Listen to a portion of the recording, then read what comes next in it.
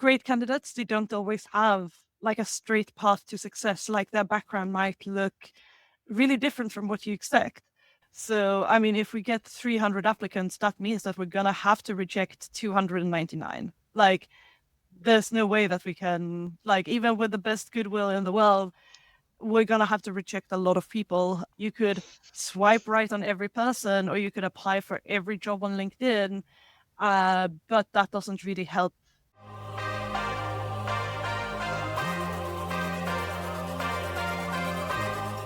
Currently, if you think about hiring people, what for you are the biggest challenges?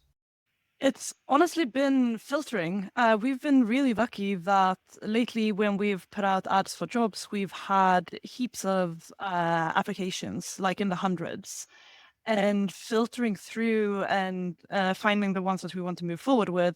It takes a lot of time. You don't, or I get anxious about rejecting people that are worth giving a chance. But at the same time, you want to give people chances. You want to uh, be open-minded.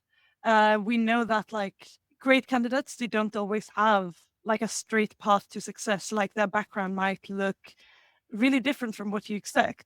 But at the same time, how do we filter through so so many CVs in an effective manner? That is a big hurdle for me. And also, yeah, like describing, like we're a small company, it's a startup. Even if we have a clear idea of what the role is going to be, what the role looks like 3 months, 6 months down the line might be quite different. So how do we write a job description that accurately reflects what the job will be? Yeah. And so at the moment, you're getting high volume of applicants. One thing I've heard quite often recently is some hiring managers think that um, maybe each candidate's average engagement is a little bit lower. Some people are speculating it's because now you could easily apply to lots of roles. So any role you've applied to, it's like less important to you. Are you getting that sense as well? Yeah, I mean, one really funny thing that we've seen is a lot of our more junior roles are in office. So, like when we post a job post to LinkedIn, we have that as one of the questions that we ask when you apply. Are you ready to commute to the office 4 days a week? And like, I think we put it in the job post, like at two different places that you have to come into the office for this role. And still, last time out of 500 applicants, 80 had said no, that they weren't prepared to come into the office. So I mean, like they were automatically filtered out. But yeah, it really makes you think like how many of these people are actually reading what a job post. Yeah. Yeah, exactly. Okay. And so then you're getting a high volume of applicants. At the moment, then how do you take those hundreds of applicants and decide the 5, 10 that you're going to interview? So we've been lucky with the last couple of roles that we've been looking for like specific skills like web scraping. And what we did for that was to basically do a control F, just a keyword search in the CVs for web scraping or for like popular web scraping tools and languages. And if the CVs mentioned any of them, we would actually look at the CV. And if they don't, it would be straight to the bin. Well, because basically you decided that was an essential skill for the role and you really couldn't do without it. Exactly. Exactly. And it must be tricky, I guess, because there'd probably be some candidates who on a 2-page CV might not have included it even if they had the experience, or might have kind of hidden it in a non-obvious keywords instead of using a package name or talking about scraping. They might have called it crawling or something. I don't know.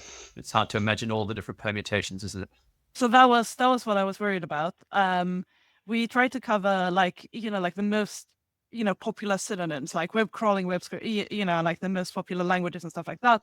But yeah, of course, like I mean, I have a lot of skills, and when I apply for jobs, like as much as we're told you should tailor your CV to every job that you apply for, that doesn't always happen, right? And like I know that I probably wouldn't pass that test for all jobs that I've ever applied for, but it was so like I know it wasn't like a perfect tool, but it was the quickest and fairest way that I could think of.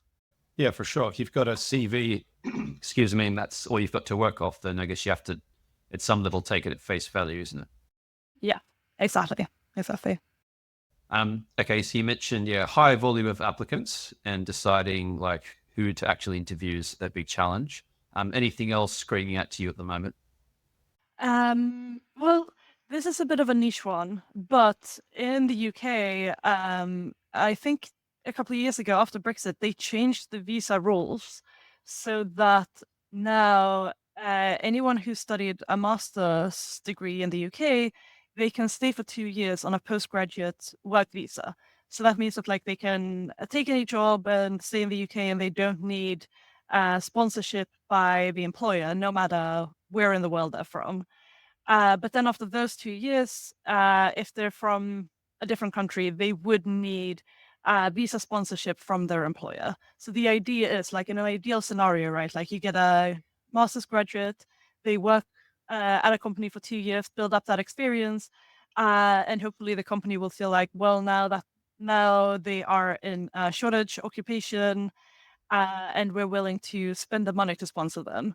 However, that in practice, what that means is that at the moment there's so many very, very talented people on the market, which is great from an employer perspective, and it's a luxury problem to have. But in these rounds of interviewing, like you also get a real sense of desperation, especially for the ones that might have graduated a year ago. So now they only have 1 year left on this visa, and there's a real sense of stress. And um yeah, like, I'm a person with feelings. It's hard not to feel stress for them, especially when you have to reject them. Like that's really, like, it makes the process feel a lot more emotional and stressful than it used to. And how do you deal with that? Because it must be hard for that not to then impact your kind of rational brain in making the best decision. Yeah, honestly, it's really tricky. I don't like it's I mean, at some point, what I revert back to is that, I mean, ultimately we can only hire one person.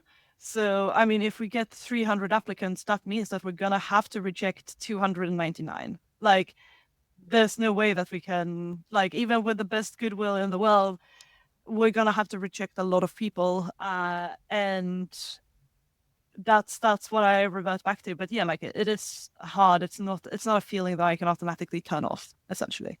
Yep. Until the AI are doing all the hiring, I guess we'll have to deal with our human feelings, isn't it? Yes, yes, exactly.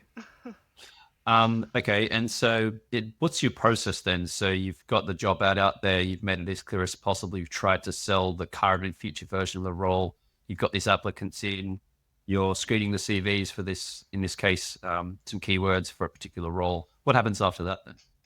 So the first step in the process is typically almost like a screening interview, where we just ask questions like, yeah, like, are they aware that this is an in-office role, that they would have to come in? Do they have some very like basic questions, almost like filtering people out, and like, do you live in London? Because this will be a London-based role. Um, are they legally allowed to work in the UK? Which is a tricky.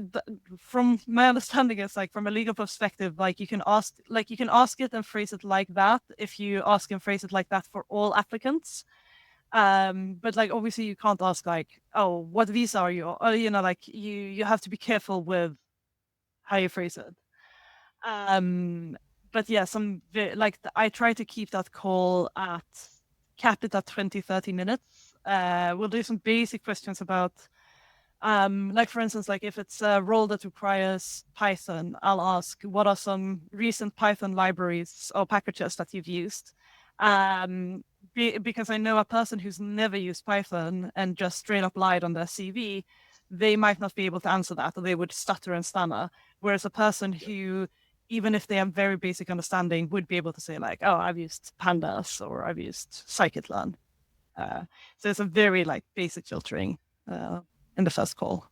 And so that's a call that you personally take care of, as opposed to, let's say, someone in your talent team who might do some of those. Do you have the right to work kind of screening? And why is it set up that way? Out of interest. Mainly because we're such a small company, so we don't have a talent team. But it'll typically be me or someone in my team. So we divide up the different candidates. Yeah, that makes sense. Um, And so then after you've had this kind of initial 20 to 30 minute screening call, um, uh, what would be the typical reasons people would fall down at that stage? Like, are there recurring patterns there? A lot of the time, one of the things that, and honestly, the work from office, that tends to be a bit of a sticking point. Sometimes it's salary. It's something that I try to cover quite early, and especially in tech, I feel like there is a real, there's a very wide range of what people think a reasonable salary span would be. So that's always a good one to talk about early.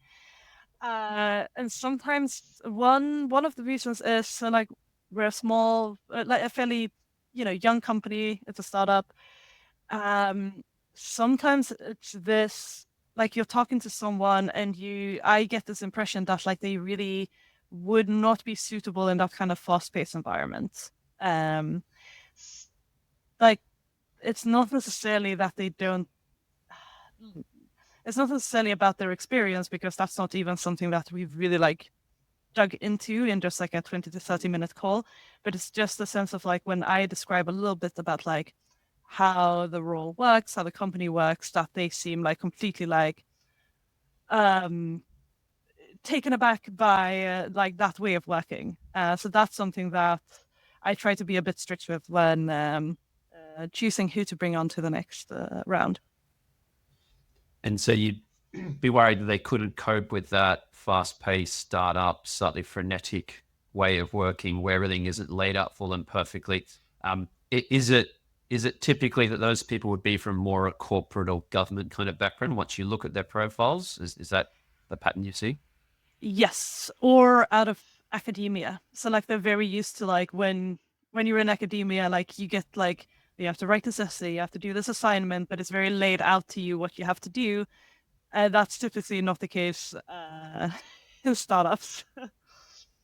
So it's a combination then of like the pace and then what like the self direction that you're looking for, a kind of independent worker. I'm just going to solve the problem kind of mindset. Exactly that. Like I like people that are like, if I see a problem, I'm gonna figure out a way to solve it myself and not wait to be asked. Essentially.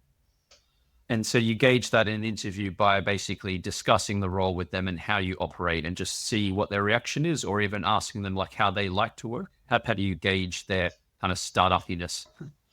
Yeah, I mean, I sometimes I'm actually quite like straightforward with that, saying that like, like this is a very dynamic environment. Things might change.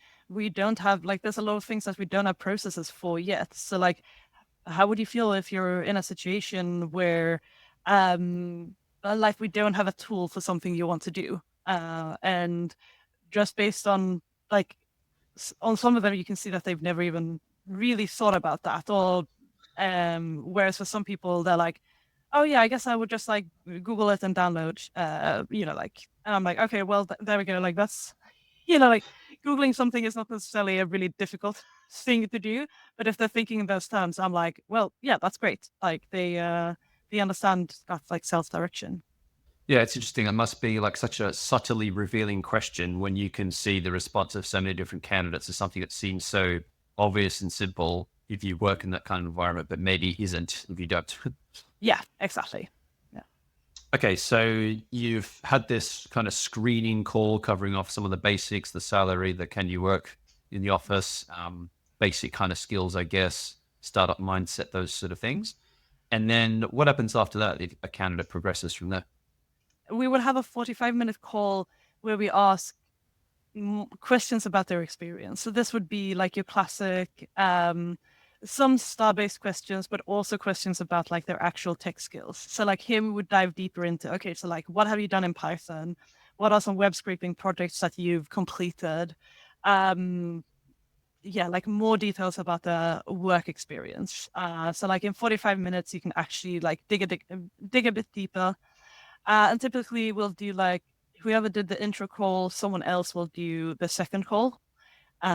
So now they've met at least two people of the team, which I feel really good about as well. Yeah, it's good to get, I guess, a blend of opinions and also get them meeting different people, different characters that have to work with. What about in these interviews? Do you have any way to, like, how do you decide what to ask? Do you have any way to grade? Do you make any attempt to sort of categorize the candidates in some way? Yes. So we will typically, like for the big questions, we will write those out in advance and ask them to every candidate. So we can compare candidates neck and neck, essentially.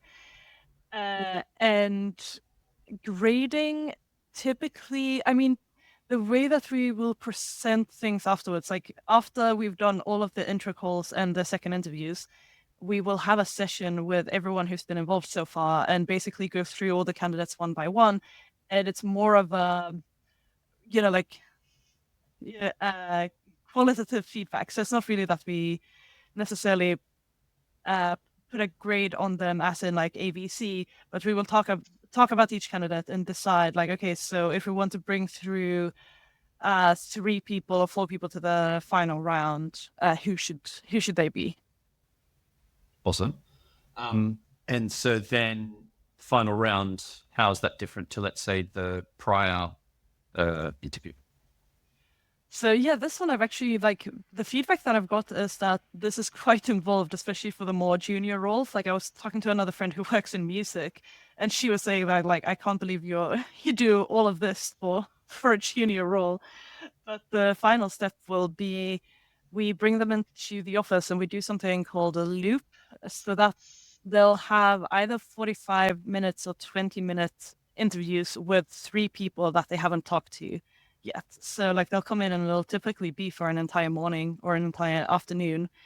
And yeah, going through and talking to 3 new team members.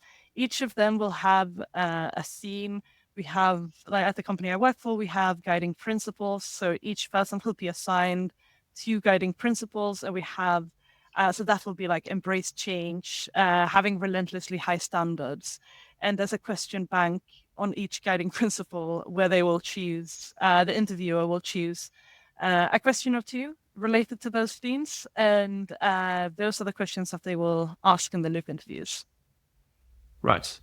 And so these are back to backs. Are these with people in analytics, in data science, or are these kind of more like stakeholder kind of interviews? Yeah, so at this point we bring in a couple of stakeholders, so a couple of people from other teams as well, which is really interesting to get. I think as like working in data science, uh, we obviously approach things from like maybe quite an analytical point of view. Like we put a lot of stock in what their technical experience is, whereas like I typically have someone from the customer engagement team in the loop, and they're a lot more looking at like charisma and like these softer social skills. So like having that perspective, it's really interesting, and it definitely leads to interesting debates when we talk about like who we want to hire at the end of the day. And how do you ultimately make that decision? Is it like a consensus thing? Is it a, well, 2 votes versus one, or is it the hiring manager ultimately has to say, like, how do you decide? It is typically a vote with like thumbs up and thumbs down. As we do when we have these debates, we do the thumbs up and thumbs down first without having any debates, just to get like a lay of the lands, what people thought, and then after the debate, we'll do the thumbs up and thumbs down again. And like ultimately, it is the hiring manager's discretion, or like up to the hiring manager's discretion. But I think it's quite rare that we hire someone who has received a thumbs down. Like typically, at least in the ones that I've done, it's been all thumbs up for the one that we ultimately hire. Okay, so you approach a consensus pretty much then. Yeah. Yeah. Can you remember any examples of candidates who, in that session, might have started out as thumbs down from at least 1 or 2 people, but then through debate, it was like clarified and suddenly those people changed their minds? Like, have you noticed, yeah, people's ability to change their mind through kind of reasoned argument, or are people kind of not, a no is a no or a yes is a yes? I would say typically there has been a lot of open-mindedness. Yeah, like we've had a cycle where I think we had one cycle where it was 3 against 1 to start with, and then everyone came around. It ended up being like, 4 thumbs up. And sometimes that has to do with, and I know this is probably like a failure on our part, not clarifying exactly what the role is beforehand. So, like, for instance, like, oh, I thought you were looking for someone a bit more experienced. Like, this person is quite junior and they seem a bit, like immature, for instance. And then being like, but now I understand if the role is a bit more junior, for instance, like that's understandable. And the reverse has also happened. To be honest, like when someone will have said like, oh, I don't know if this is a huge deal, but I did pick up on this and this. And then everyone else will say, well, I picked up on that as well. So maybe it is not just like a detail we can ignore. Maybe that is actually a problem. Right. Okay. So it's kind of surfacing extra data that people maybe haven't brought to the forefront. I guess a lot of those things would end up being probably not technical skills that were missing. It was more like, oh, they reacted negatively when I challenged them, and that's kind of like a red flag sort of thing. Yeah, like one thing that came up in a recent one was they didn't ask any follow-up questions. So like they would be asked a couple of questions of the style, what would you do in this kind of situation? Or like a problem we had recently was like we had this kind of data set and we didn't know how to progress. And they never asked any like qualifying or follow-up questions that would like clarify the problem. Like it was a question that was intentionally asked quite vaguely, and they would just like start replying without asking for follow-ups. And that's the thing, like if you have if you have one interview with a person and that happens, you might be able, like that might have just been a fluke, but when we saw that that was a pattern across all of the like 3 or 4 interviews, then then it wasn't so easy to ignore anymore. Yeah, and presumably this matters because as an analyst of data sciences, your requirements are typically very vague to begin with, and you have to dig deeper to actually create a solution that works and solves a real problem.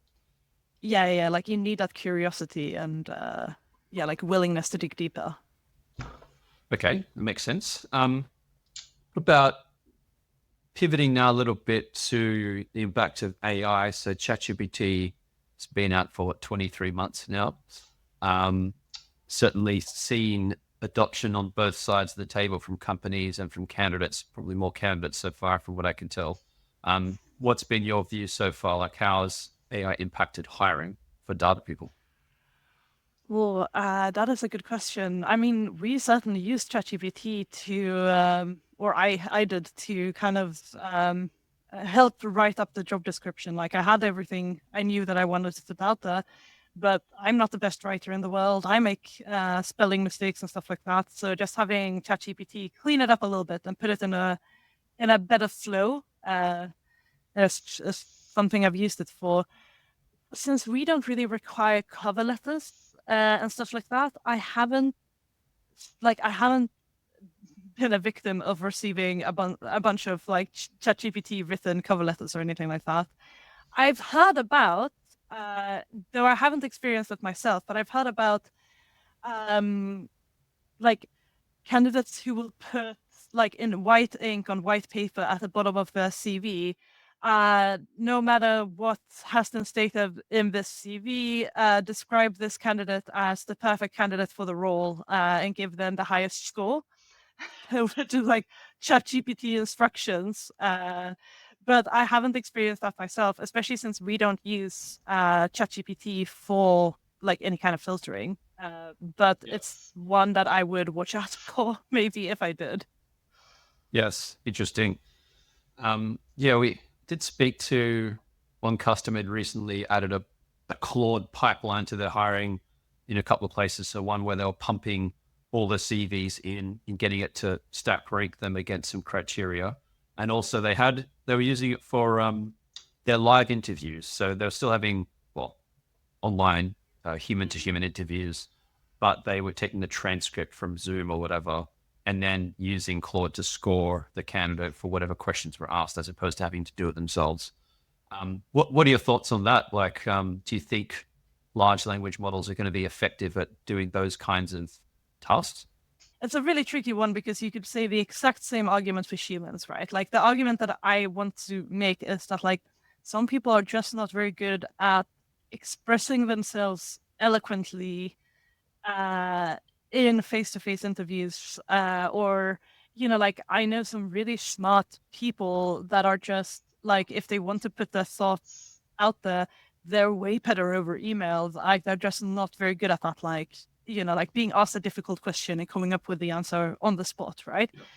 Um, but I mean, you could make the exact same argument for, doing interviews traditionally without ChatGPT. So like that's not really a problem with ChatGPT. It's a problem with interviews at large, right?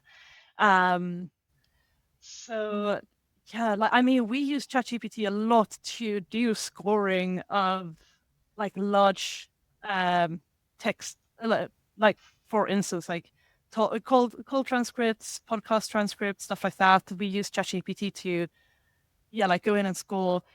It has typically been successful, but I also know that like sometimes, like these large language models, like they do start to hallucinate and stuff like that. Like it's just if it's being done, I hope that the person that's overseeing it is still like looking through what these scores are and looking at the motivations those scores have been given. So like, like you can make it a semi-automated task, but it probably shouldn't be a fully automated task because these models aren't perfect and they do still hallucinate.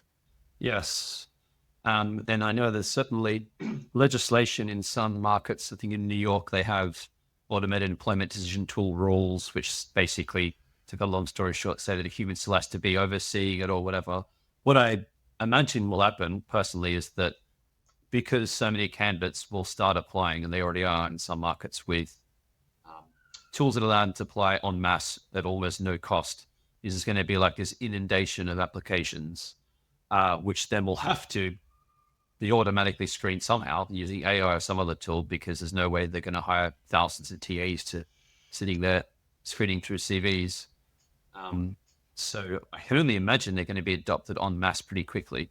Um, uh, and I don't feel like there's going to be a lot of human oversight. There's like hundred thousands of CVs and a black box LLM running behind the scenes. Um, but I don't know, maybe I'm being sick.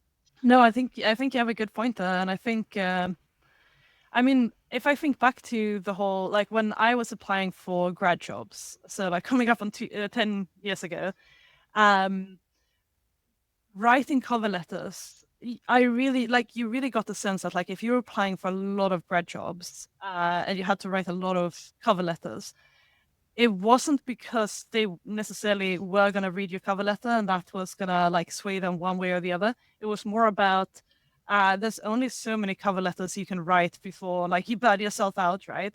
So like it forces you to choose the like 20, 30 jobs that you're most interested in and only apply to those. And I guess that's like the problem here, like when it becomes too easy to apply for jobs, um you get inundated with CVs, and actually having a limit on you can only apply to the 30 that you find the most interesting, it would serve that purpose of like self-limiting candidates a little bit more. Yes. And I see like in the market a lot of narratives that maybe now are true, but were completely bullshit 2 years ago around, oh, the ATS is filtering out my CV. There's like a lot of paranoia from candidates, which was not the case. Like until very recently, all CVs were either not read at all or read by a human for seconds, maybe, but that was what took place, which itself was very biased and flawed and what have you. But now I think because of AI, the paranoia from candidates and the kind of negative sentiment, especially for more junior roles, is so high that they're like, well, I'm just going to apply to 100 or 1,000 jobs because I know I'm being rorted somehow or discriminated against. So I feel like there's this almost like building distrust in the market, which is not going to end well, I don't think. I completely agree. I see similarities with, say, the dating apps market. And I know like this is like maybe a bit of a controversial take, right? But like if you think that the algorithm is discriminating against you, and like I'm not putting any opinion into like if it is or if it isn't, but like if you start having that distrust, like I'm not being seen by the employer or the people that I'm interested in, you start having that distrust, it really erodes people's self-esteem, and it can lead them into like, like really dark places. And there's a lot of frustration, there's a lot of anger that comes out of that I guess like has a root in a really strong feeling of helplessness, that like you can't, like no matter what you do, you can't really influence your position. And like you could swipe right on every person, or you could apply for every job on LinkedIn, but that doesn't really help. Uh, it doesn't seem to be helping your case. And yeah, like it's really hard to know like what do you do then. And I would say like it's something that I've seen more in like the last hiring cycle that we did compared to say 2 years ago, of candidates like reaching out on LinkedIn, emailing me, calling me, emailing and contacting members of the team that weren't, like when we post a job on LinkedIn, it'll be my LinkedIn profile that's like, oh, this has been posted by JD. But they would contact other people in the data team that weren't on the job ad, but to be like, I've just applied for this role. I'm really interested in it. Please, like pass me through to, you give me an interview. And I think that is symptomatic of that, like, like that frustration and that even desperation. So yeah, I certainly like, I think like there's reason to be a bit cynical, and there's reason to be careful with how we implement these systems. What about if you think back to your hiring career, um, or even hiring that you've been involved with and other hiring managers? Is there any kind of big fails that stand out in your mind, regrets, something that didn't work out too well? Ooh, well, I have one that felt like a fail at the time, but then actually worked out quite well. So it has a bit of a happy ending. We'd interviewed a person for an analyst role. One of the most important skills was SQL, and I guess this was a learning. But we didn't like. I asked like, "Oh, what's your experience in SQL?" And they said that they'd like used it and that they were comfortable with it. And I didn't really dig any deeper. And they passed through everything else. We did the reference check, so we had called their previous manager, and they were like, "Oh yeah, this guy's great. All thumbs up." We hire him. On the first day he comes in, and he says, "Well, I lied. I actually don't really have experience with SQL." But it worked out really well. I mean, it worked out in the sense that he picked it up really quickly, and he was a really good analyst. But there was still a bit of a, oh, oh shit moment when he said that. I love that story because there's so many different angles there. There's the, well, anyone can say anything on a CV, anyone can say anything in an interview, basically, to how brutally honest he was once he joined. It's not like he tried to hide it. He's like, nah, I lied. Now we have to deal with this problem together. But also the fact that he ended up learning so quickly.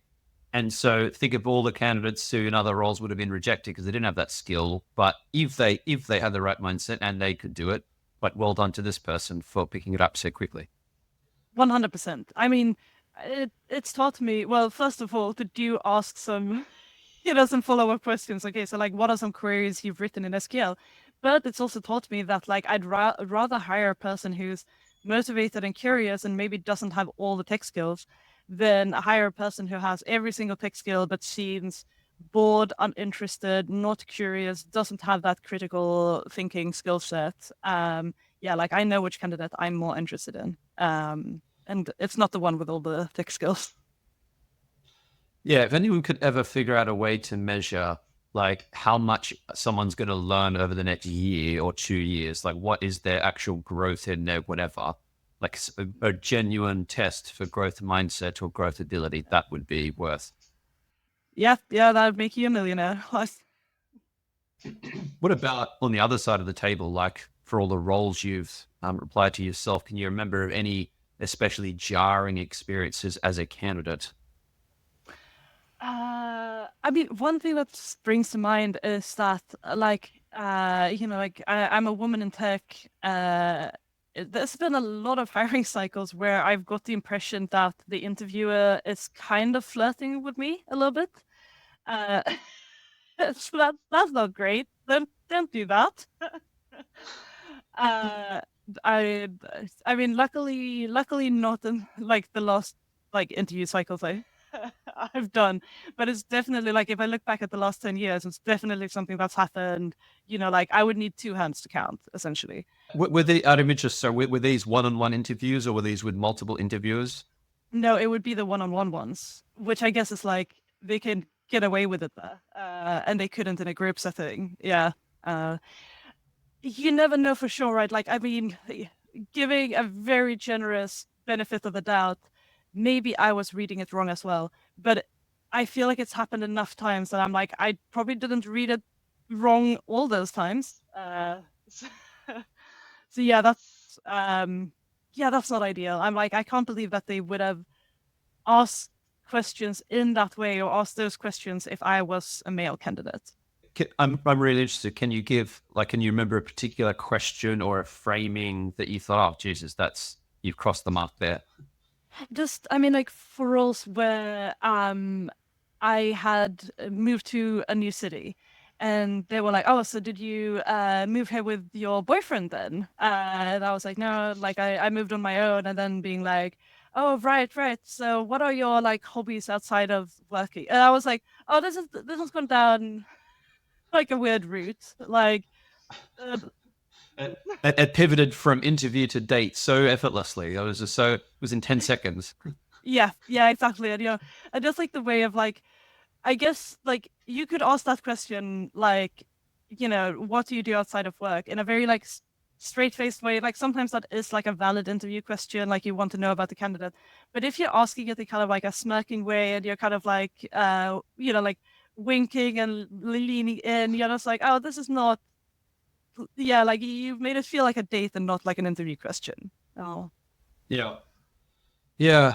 There's another plus one for the robots taking over interviewing, maybe. I don't think ChatGPT is going to start hitting on the interviewee, hopefully, unless it's been trained on our dreadful data. I don't know.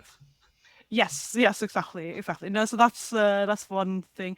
I guess another thing is like I don't have a degree. I dropped out of uni, and sometimes that's a big problem. Like once I came to like the final round of interviews, and I'd been like it's on my CV that I didn't graduate. I'd mentioned it to the two other people in the process, and they were like, "No, that's no problem. Like we can see that you have several years experience, and this is completely fine with us." And I get to the third and final interview, and he was like, "Oh, so did you learn these skills in your PhD or your master's?" And I was like, "Well, I actually have neither a PhD or a master's degree. I actually don't even have a bachelor's degree." And you could see it was very taken aback. And from there on out, it was downhill. So Wow. that's another one where but it's also like, like a self-filtering. Like if they are that obsessed with a degree and, like the job is in data science, is probably not the kind of team that I want to join anyways. So, Yeah, they required you have a degree in, excuse me, in cloud computing or something that's only existed for 10 years. I imagine that was quite a traditional environment, like a bank or a management consultancy or something like that, or? that was the weirdest thing. No, that was a startup. Like the team was 10 people. And I think it was just this guy, he had a very like prestigious academic background.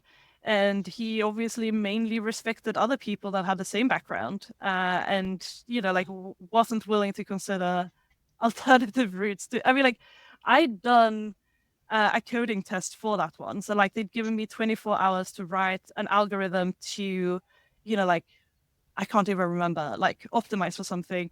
I'd, like I'd scored my model scored better than their test model. So like I could obviously like do the tech skills that they were asking for.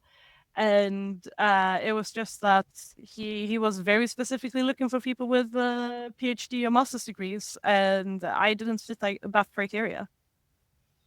Yeah, that's such a shambles on so many fronts, isn't it? Because it's like, why be so narrow-minded? A, B, it, why not screen that out before you've wasted hours of your time and all his team's time, all of their team's time doing all these interviews? Um, it's just insane, isn't it? Yeah, yeah. As you say, waste of time, waste of everyone's time. Uh, what about hiring? So uh, I'm of the view that the way hiring's traditionally done can be very unfair, can be wrought with bias, that often the best candidate might not actually be the one to get the role. Have you seen or used any ways to make hiring just a little bit more objective, a little bit fairer? Ooh, it's a tricky one. I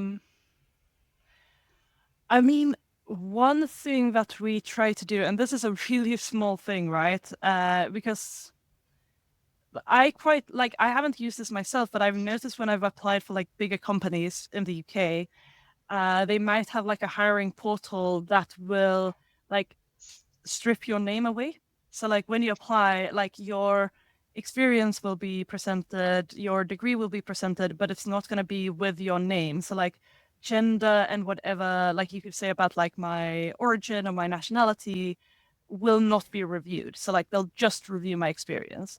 I think that's a good way to eliminate at least biases in that first step where I mean you've probably seen those studies as well that like if you have identical CVs but put different names on them, like one English name and one foreign name, or like one gender or the other gender, and you apply for different positions, that I mean typically it tends to be the candidates with the more English sounding name that gets pulled through, right? um, Having software that can remove that bias, I think, is a really good idea. It's not something we've implemented ourselves, mainly because we're a smaller company and we don't really have like a budget outside of LinkedIn posting for hiring. Um, but what I've tried to do, I also see that like some CVs are just like, like they just look ugly. Um, so when we try to like see who we're gonna pull through for like the first intro call and stuff like that, like to just put the relevant information in like an Excel spreadsheet or something like that, where it's more neutrally formatted. So if there's any bias from like having a really ugly CV versus a really like aesthetically pleasing CV, we try to remove that. But it's such a small like I think that's a very small thing compared to like the biases that hiring managers have when it comes to like gender and ethnicity. And that one is it's tricky to get around. Like you might be able to do things about it in the initial screening, but once you've had that first call, I mean it's difficult to you can't like mask those things, or like you can't do anything to not notice those things when you have a call with someone, right? Yeah, for sure. But Yeah. I mean, at least I view it as the screening step is where the biggest drop off in candidates are. That's where you get the 500 applications down to the 10. So there's Yeah. any improvement to be made there, it could have a dramatic impact.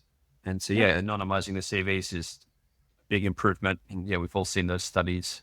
I Indeed. think the one in Australia that was done a couple of years ago by University of Sydney, they had three sets of CVs. One had Anglo first and last name. Second set had Anglo first name, Chinese last name. Third set had Chinese first and last name.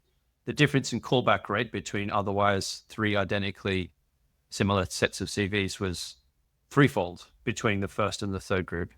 So the first group got 12% callback rate, the third group got only 4%, just based on the names. That's just like pretty undeniable rife discrimination.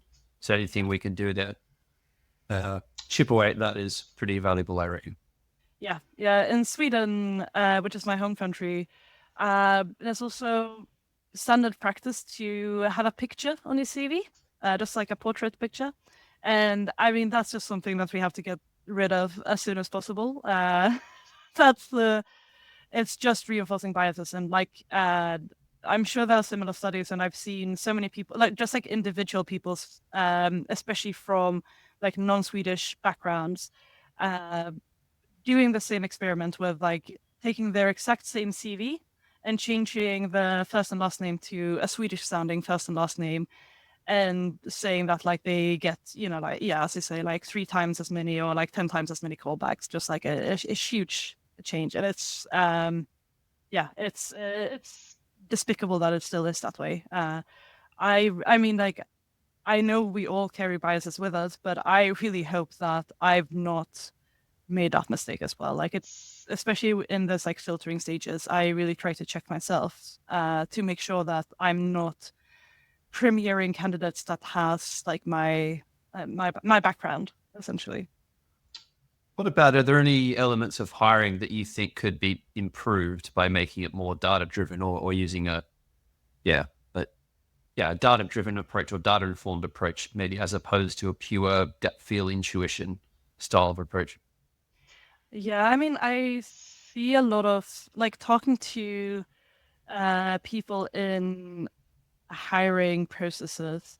There's so much of this like, oh, we base it on gut feeling, or just like like when you ask about like, okay, so what are the interview steps? They say like, oh, we'll just have like a coffee chat, we'll just have a vibe check, we'll just have a casual conversation.